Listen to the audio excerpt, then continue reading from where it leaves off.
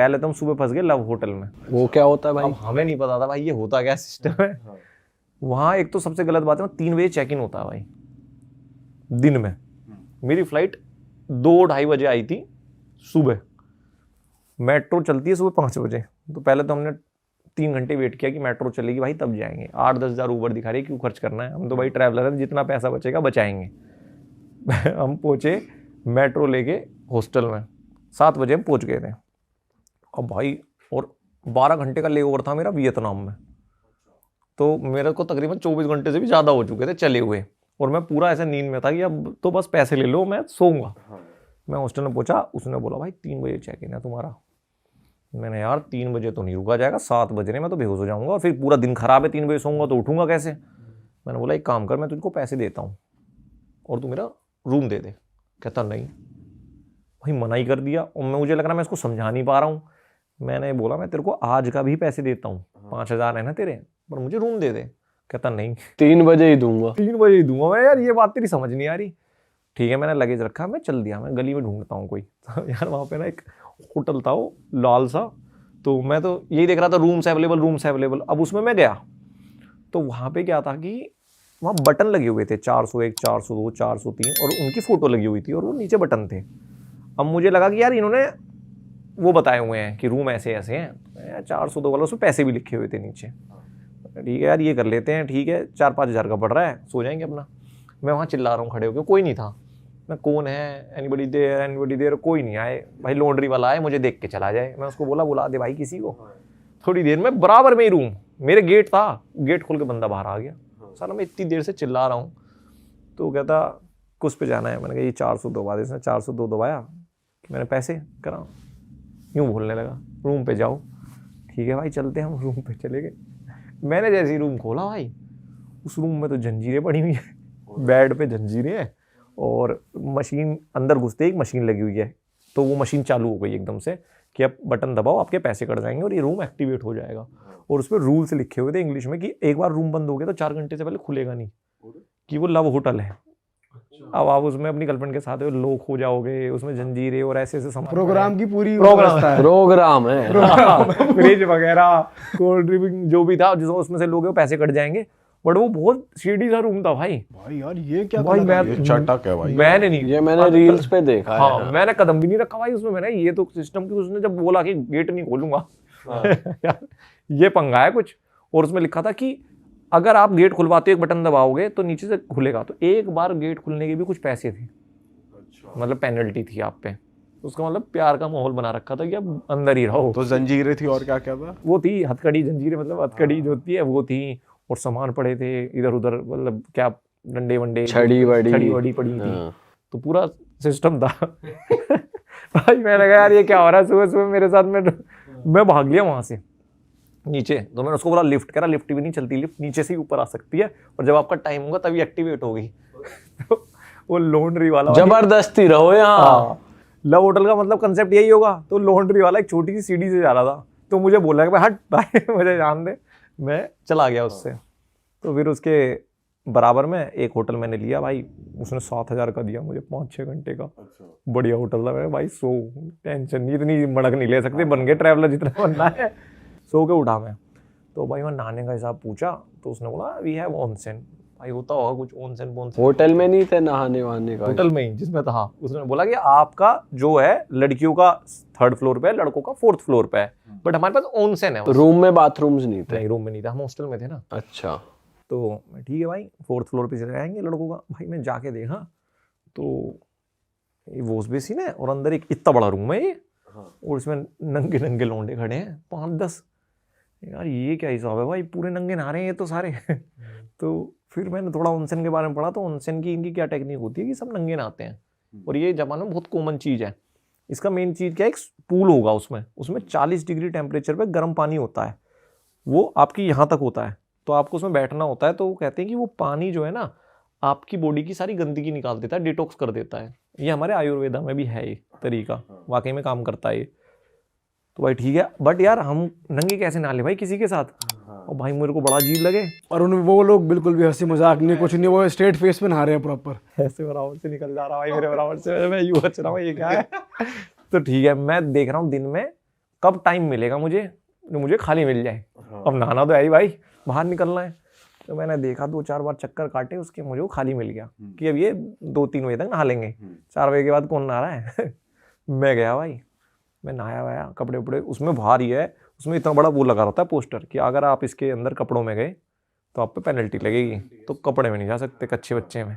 तो भाई मैं चला गया, मैं नहाया वाया, नहा के एकदम से मैं ऑनसेन में कूद गया। तो मैं जैसे यहाँ से गर्म पानी आ रहा था, ऑनसेन ऐसा था, तो मैं थोड़ा ऐसे बैठा था कि कोई आ भी जाए साले को कुछ दिखाए ना। भाई जैसे ही मैं बैठा, भाई ये काला आ गया, लंबा चौड़ा अफ्रीकन। भाई मैंने कहा यार ये क्या बकवास है भाई। अब भाई होगा यार भाई।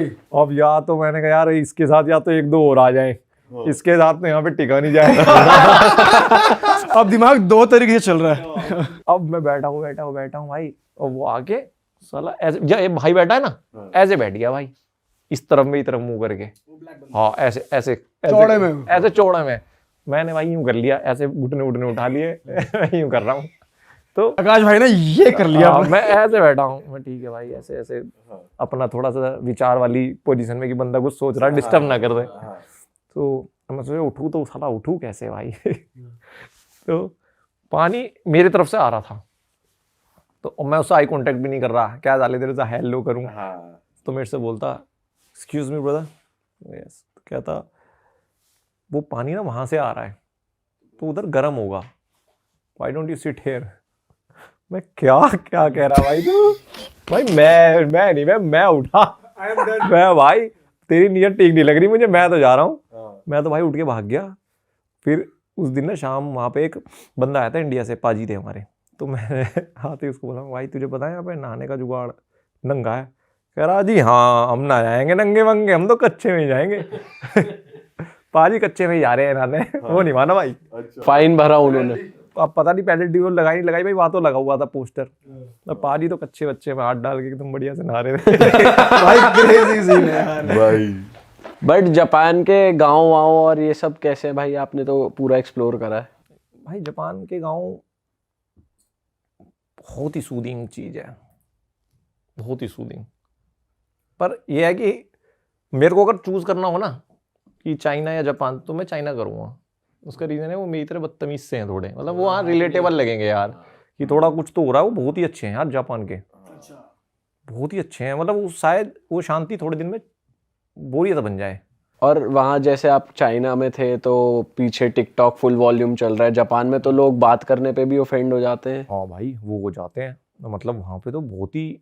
उसके म्यूजियम में गया था मैं, हिरोशिमा के, जो नहीं है हिरोशिमा नागासाकी का जो एटम बम फटा था, उसके म्यूजियम में समझने की भाई कैसे कैसे हुआ था उस दिन। ऐसा था कि पिन भी फेंक दो ना तो आवाज आ जाए। मुझे व्लॉग करना, मैं कैमरा लेके खड़ा हूँ, क्या बोलूँ, क्या भाई बोला ही नहीं गया वहाँ पे, क्या बोलता मैं। या तो कोई बोल रहा हो भाई, कैमरा बस बोलते रहो, बाद में वॉइस ओवर कर देंगे। वो बहुत अलग है यार। भाई जापान की ऐसी ऐसी रीलें भी आ रही है कि एक बंदा वाइट सॉक्स पहन के चल रहा है, थोड़ी देर बाद उतारता है कि देखो अब भी वाइट है। एक और आ रही है कि वहाँ डस्टबिन्स नहीं मिलेंगे आपको, पब्लिक में डस्टबिन्स नहीं है, लोग अपने सब साथ ही कैरी करते हैं। तो ऐसा सच में है? डस्टबिन तो भाई नहीं है, और ये मुझे नहीं लगता कोई अच्छी बात है। हाँ यार ये तो बेकार बात है यार, किसी के पास कुछ ट्रैश हो। भाई अब मान लो हमें नहीं फेंकना है तो मैं कितना फेंक रख लूंगा। कॉफी का तो कुछ हो, अब 7-11 रहेगा तो उसके अंदर तो आप डस्टबिन उसी के अंदर है, कॉफी पी के वहीं फेंक सकते हो। अगर कॉफी लेके निकल गए तो आप होटल तक लेके जाओ अपनी, तो ये गलत है। बट हाँ ये जो है ग्लव्स वाली बात, ये सॉक्स वाली कि इतना साफ है, वो मुझे ऐसा लगता है एक आधी गली हो सकती है इतनी साफ। कोई भी नहीं होगी यार इतनी तो, मतलब अगर एकदम सफेद जुराब है फिर वो गंदी तो होंगी। अगर तुम रोड पे चल रहे हो यार, थोड़ा बहुत रोड वहाँ गाड़ियां तो चल रही हैं, बंदे जूते ही पहन रहे हैं, ऐसे थोड़ी है कोई फैदर पहन के घूम रहे हैं। तो वो तो ओवर हो जाता है, मुझे लगता है कई बार सोशल मीडिया एक फ्लो में चला जाता है। भाई वो वाला एक्सपीरियंस कैसा रहा आपका, ग्रेट वॉल ऑफ चाइना गए थे आप?